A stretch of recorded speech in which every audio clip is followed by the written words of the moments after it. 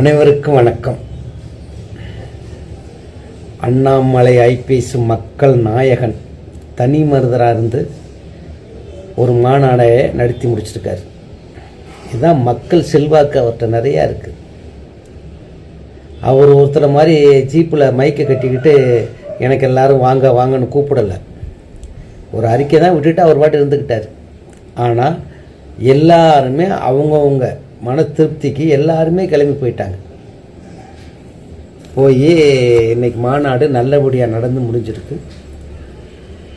எந்த குறையும் இல்லாமல் மக்கள் நல்லபடியாக போயிட்டு வராங்க. இப்படி இருக்கணும். இது மாதிரி இத்தனை அரசியல்வாதி இருக்காங்களே, இது மாதிரி யாராச்சும் அமைதியாக போயிட்டு அமைதியாக வந்திருக்கான்னு கேளுங்க. எங்கிட்டாச்சும் அடிச்சுக்கிட்டு ஊற்றிட்டு குடிச்சிட்டு ரோட்டில் விழுந்துக்கிட்டு ஆக்ஷன் பண்ணிக்கிட்டு இதுதான் நடந்திருக்கு மாநாட்டில்.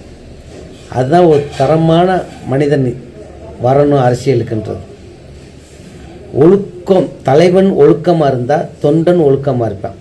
இப்போ அண்ணாமலைக்கு போன தொண்டர்கள்லாம் யாராச்சும் சேட்டை பண்ணாங்களா, விசில் அடித்தாங்களா, கத்துனாங்களா, இல்லை தோரணம் ஃபேனர் இதெல்லாம் வச்சாங்களா? எதுவுமே இல்லை.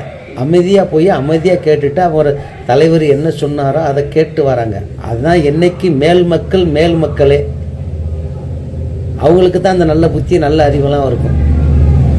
மற்ற நாய் பேய்க்கெல்லாம் அறிவு இருக்காது. அதெல்லாம் சும்மா ரோட்டில் கத்திட்டு நானும் அரசியல் பண்ணுறேன்னு போயிடும்.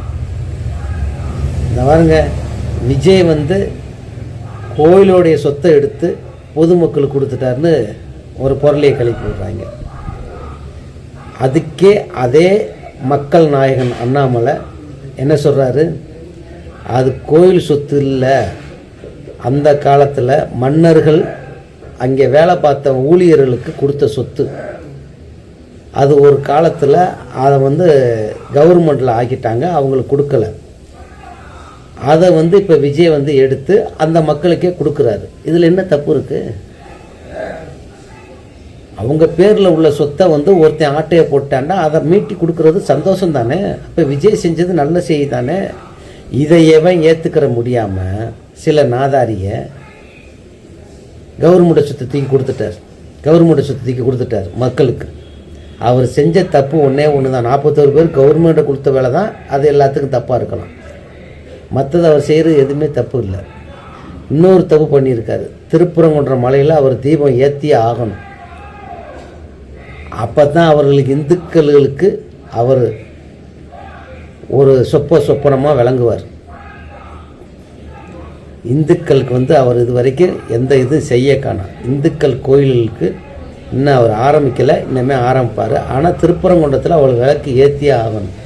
அது அவருடைய கடமை. அது செய்யலைன்னு சொன்னால் மனசு எல்லாத்துக்கும் கஷ்டமாக இருக்கும். ஏன்னா போன ஆட்சி தான் அப்படி பண்ணாங்கன்னா நீங்களும் அப்படி பண்ணக்கூடாது.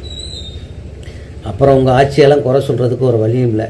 அவர் நாயகன் அண்ணாமலை ஐபிஎஸ் மக்கள் நாயகன் சொன்னது மாதிரி போக தான் எல்லாமே சரியாக வரும், எடுத்த உடனே எதையும் பண்ணிட முடியாது அப்படின்னு சொன்ன மாதிரி போக அதெல்லாம் நடக்கும். மக்கள் நம்பிக்கை இருக்குது.